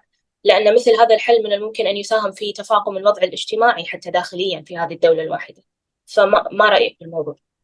Well, I think that the only way of making sure that the one state is reflecting the justice the Palestinians deserve is because it would be based on dismantling all the Zionist institutions.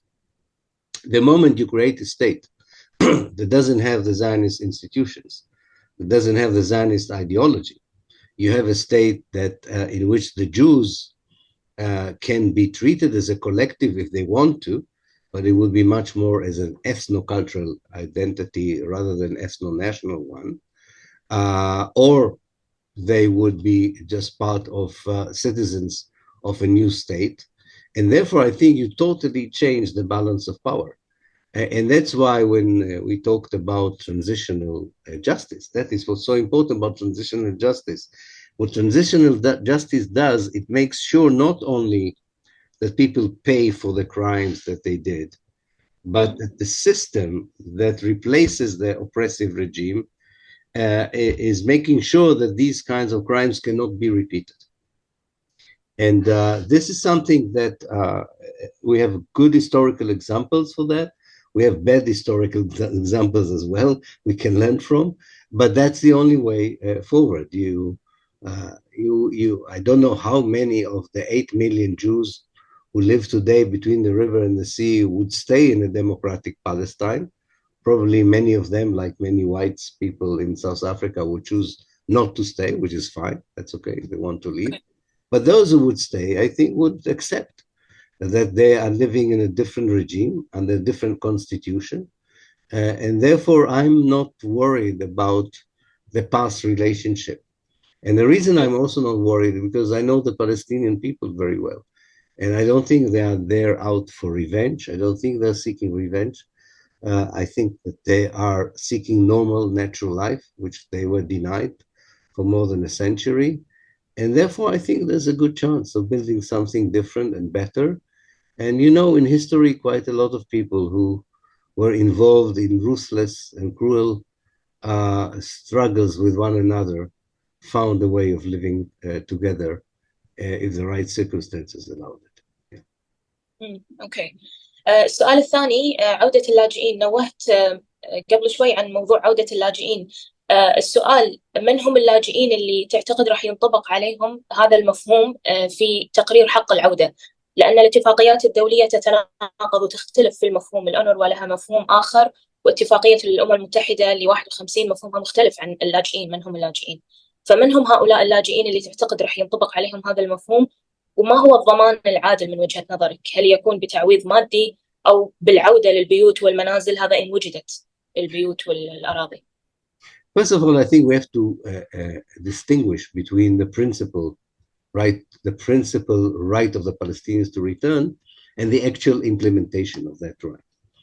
It would be a very good beginning if people would accept that, first of all, the Palestinian refugees and their descendants have the right to return.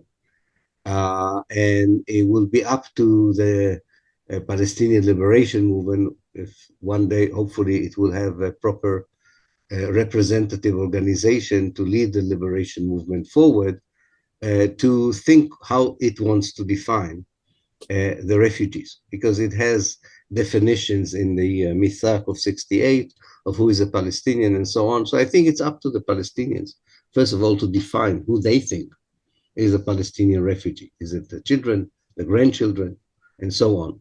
And then they can put it forward as the main position to discuss.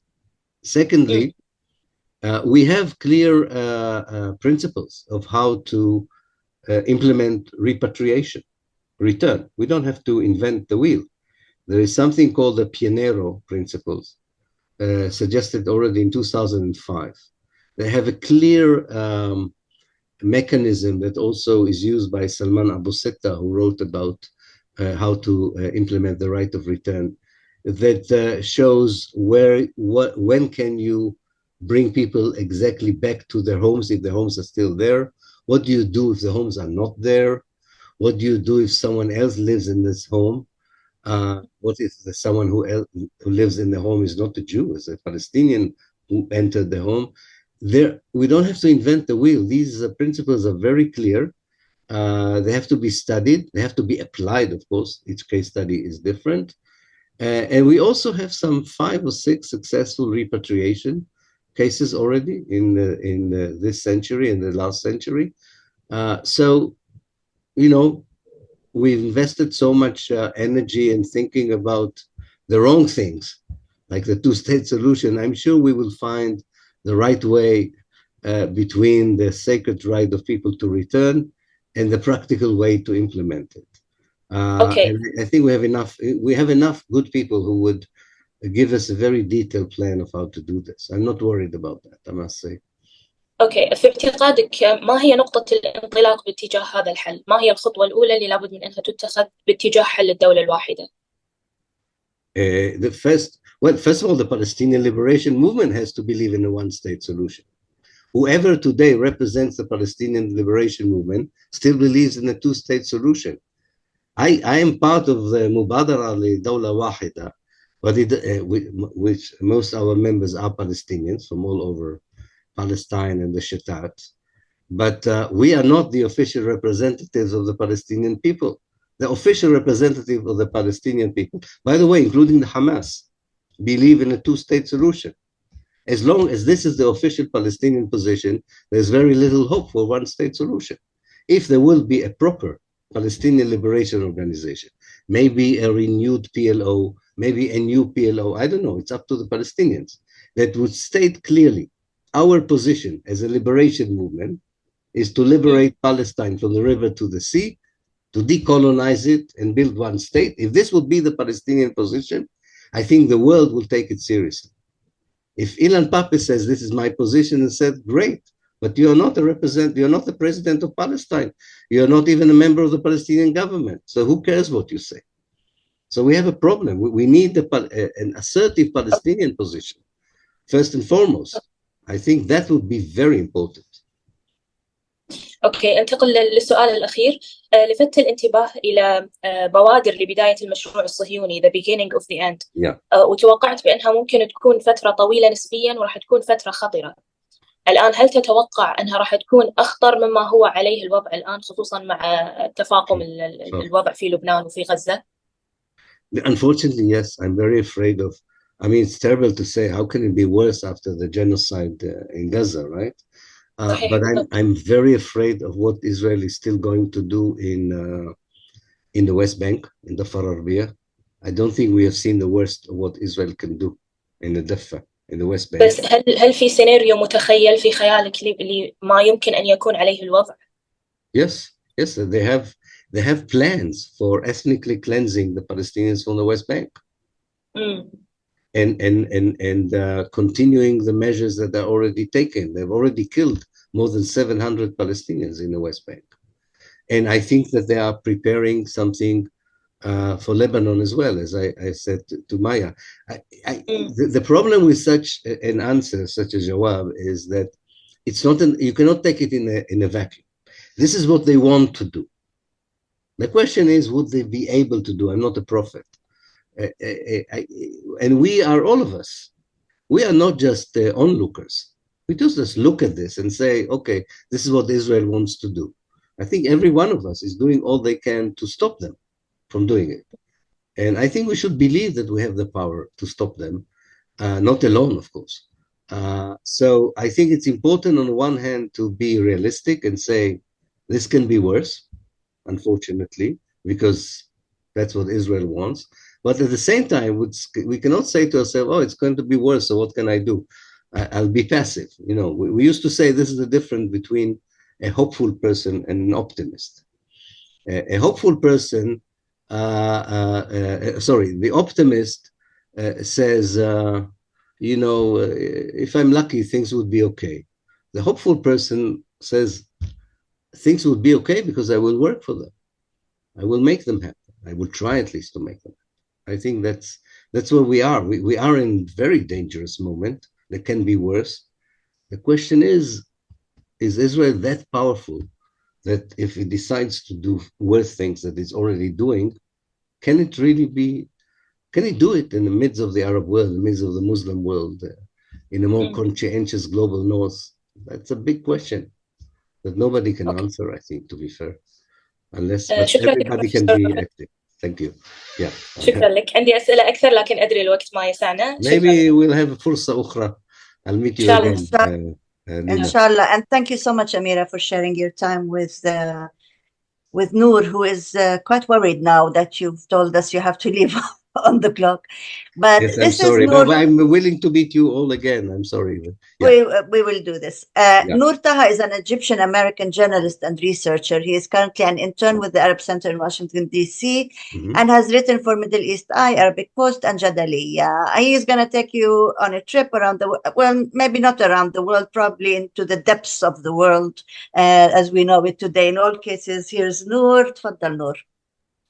Thank you, Lina. Thank you, Professor Pape, for being with us. I'll try to be as quick as I can. So to start, I know as someone who's so connected in Palestinian politics, I have to ask you about your take on the assassination of someone you considered a close friend, Ismail Haniyeh, in Tehran. So what was your initial reaction and what did you make of it in the thereafter? Well, the first thing I was thinking about, how do you explain killing the one person who is negotiating with you on the release of prisoners or exchange of prisoners? Right. The only motive for that might be that you don't want to have this deal. You actually want to continue the war. You want to you're dishonest towards your own people when you say, and to Netanyahu, when you say you care about the people who are prisoners, on the one hand. The second, because I know this history so well, I was not surprised and I expected it, unfortunately, to happen. Since the 1940s, there is this conviction among Zionists and later Israeli leaders that you can kill the intellectual heads, the political heads of the Palestinians, and then achieve more easily your own goals.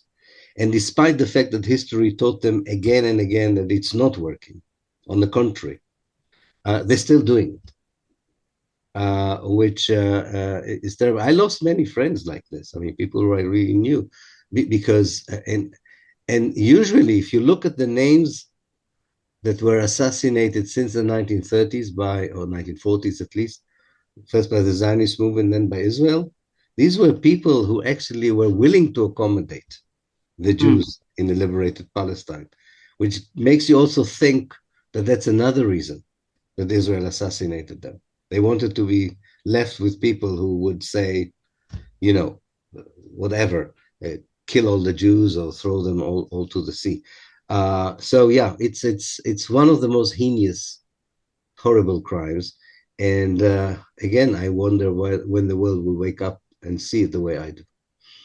Yeah, and I mean, mentioning the fact that Israel often wants someone who's a little bit more of a hardliner. As you know, Yahya Sinwar was unanimously elected to succeed Haniya as the role of, Hamas's political director, and Western media often portrays him as much more of a hardliner compared to Haniya. So what do you make of, first of all, this narrative, and second of all, how Haniya's election would affect first, the balance of power in Hamas, because he was already very powerful, and the ceasefire negotiations, if it does affect them?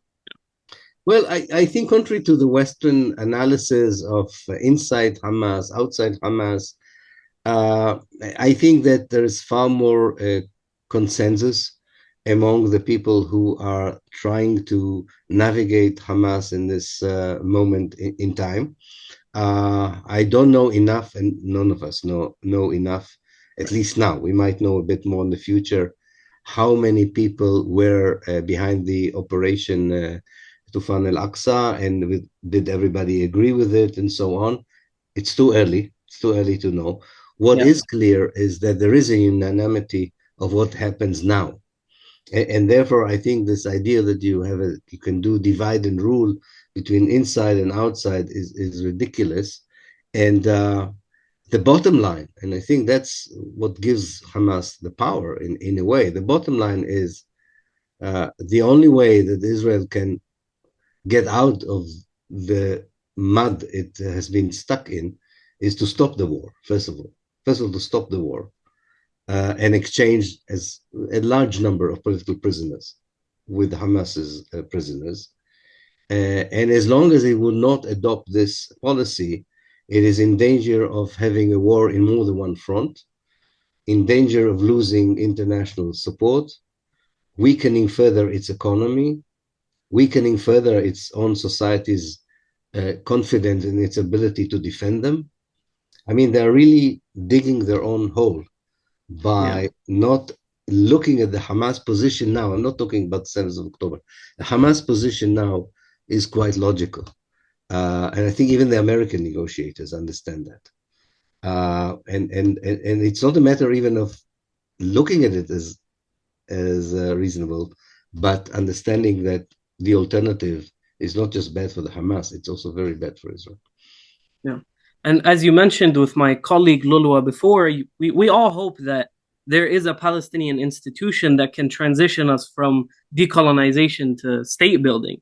But as you've said before, none of us have seen yet any kind of unified Palestinian political front. So considering your prediction of the beginning of the end of the Zionist project, what could a post-Zionist reality look like without a unified Palestinian political state or institution? Now, let me be very clear on this. Without a unified Palestinian position, Palestine will not be liberated. And Palestine will not be liberated just by the Palestinians. On these two things, I'm quite confident. However, I'm also optimistic, I should say optimistic, I said hopeful, about the younger generation of Palestinians. As you probably know, Noor, the Palestinian society is one of the youngest in the world. 50% of the Palestinians are below 18. And I hear them in the cyberspace, in my conversations with them. I think there's a different unified vision among the younger generation. And therefore, I do think, I'm hopeful, that there is a chance for building a unified leadership and organization. Unfortunately, not with the present actors on the Palestinian political scene, but with the younger ones. And they seem to talk in the same language. They seem to have a similar vision for the future. They're very educated. They're very savvy, and so on. They still need to find the organization. It's a bit like some sections of the Arab, what we used to call the Arab Spring, when younger people didn't like the idea of hierarchy because it goes together with didn't like the idea of organization because it goes along with hierarchy and leadership. They will have to compromise with something we as old veteran political animals know, that sometimes you do need parties and you do need unions and you need organization. You can't have an anarchistic organization. It doesn't work. It's very beautiful, but it doesn't work. It doesn't lead you anywhere. But I think that I can hear the voices there. So I think it would be one of the factors that would revolutionize the situation. It can't do it by itself, but I do hope, and that's what I'm talking in my recent articles, that parallel processes will take place. The change in the international community towards Israel, the economic weakening of Israel, its military weakening, a different regional approach, and all of that, hopefully, it can lead. But what we need this unified Palestinian. Call it what you want, leadership, movement.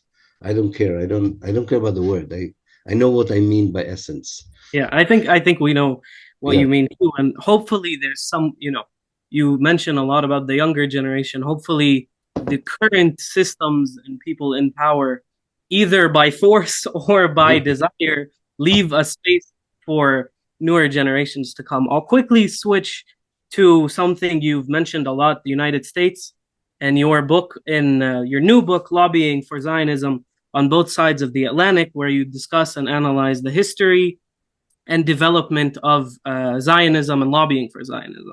And as you know, there's a lot of scholars, namely Columbia professor Joseph Mus'ad, who often argue that the Zionist lobby, as you coin, is often it is not as influential as it's often made out to be, and that its influence and physical power, aside from cultural power, which you discussed with Rana, is very inflated, and that it, in political terms, it doesn't do much more than already push existing U.S. foreign policy. So how does your book kind of tackle the idea that if we assume that the Zionist lobby is gone tomorrow, U.S. policy towards Arab nations, towards the Middle East, wouldn't change? It will change. I'm sure it will change, because I look at history. And in the 1950s, before the lobby was active, during the administration of President Eisenhower and Kennedy, American policy was in many ways very negative towards the Arab world, but was not so negative on Palestine. They pressured Israel to repatriate the refugees. They sanctioned Israel they didn't give Israel money and weapons because Israel diverted the water of the Jordan River, and because it didn't allow the refugees to return. But the lobby succeeded in changing that course of policy. I don't know if the lobby is responsible for the assassination of JFK, but you can show the shift in American policy from 1963 onwards. So I do agree that every now and then there is a correlation between what Israel wants and what imperialist people in America want. But I do think that there are also other forces in the United States, both in the society and in politics, that would have been more effective in changing American policy, especially towards Palestine. I don't know about the Arab world, but towards Palestine, had it not been for the Israeli lobby. So I do think it's an influential lobby, not on everything, but definitely on the policies towards Israel. And as I said, I wrote a book of 500 pages in order to prove this. So, and I'm very convinced that it was a very powerful tool. I think it's weakening, but I do think that if it disappears tomorrow, yes, there is a different American policy towards Israel and Palestine. And, as you mentioned, there's a lot of development in American-Israeli relations over the coming months. And I know you spoke a bit with Maya about a suggestion that potentially in a democratic election result, they may be more aggressive towards Israel. But until then, it's very much there's some speech in the United States that's said, and then actions are very different. But I do want to get your prediction of the American presidential elections, if you have one. And also, if you see in the bigger picture, if the U.S. could be more of a fair mediator in the long-term future, considering, like you said, American history has had spats where there has been more of an effort to mediate in a not necessarily fair, but more fair process than what we see now. I'll tell you, no, I won't give you a prediction. I'm not good at predicting elections. I don't know. And it's very close. But I would say the following. I don't anticipate, I don't even wish for a different American policy. I wish for an American withdrawal from Middle Eastern politics. That's my dream. to see America less and less involved. I don't need a different American involvement. I need an American disinvolvement, if there is such a term in English. I think we, all of us in the Arab world, in the Middle East, would fare much better the less America would be involved in our life. Not a different involvement, but less involved. We are able to deal with the problems ourselves. We don't need Washington. We don't need America as a cultural model. It's a very bad cultural model for our youth. Anyway, we have our own cultural heritage of this area to rely on. We have, the world is not just in America. There's a huge world outside the United States to which we should be connected culturally, politically, economically. I think it would benefit us much more than maintaining the strong connection that so many of us have with the United States. And that's where my prediction lies. That's what I'm trying to say, that whoever wins the American election, not for good reasons, but they would have to be less involved. They would have to be less involved because of the changes in the international setup, because of their own economic problems, and so on. Now, there are many, many, many good people in America that I would like them to be involved with us, for sure. But I think they would look at us in the Middle East as part of an alliance that also wants to change America, not change American policy to the Middle East, but change America. America needs a change, not the one that Trump is talking about, but it needs a change. It needs a proper change to represent faithfully its multicultural and multi-ethnic fabric, which it tries to ignore. And as someone who lives in the US, I can definitely attest that we do need that change. And I'm more hopeful hearing your prediction, not of the election, but that it will slowly become more disengaged. So thank you very much, Professor. I know we bled into your time a little bit, but I do appreciate it. That's okay. Thank you. Thank you all. I really, really, really enjoyed your Thank you, Professor. I would just want to say goodbye on behalf of everyone in this workshop. Thank you. And I'm sorry for those of you by reading your own words in my book, With Solidarity, Free Palestine. Thank you, Professor Pape. The last word is with Mrs. Faria as she wants to say goodbye. Yeah. I want to say goodbye. I want to say thank you very much, but I'm also hoping that you can give us another hour, perhaps after the 6th of September. Yes, definitely will. Thank you very much. Thank you.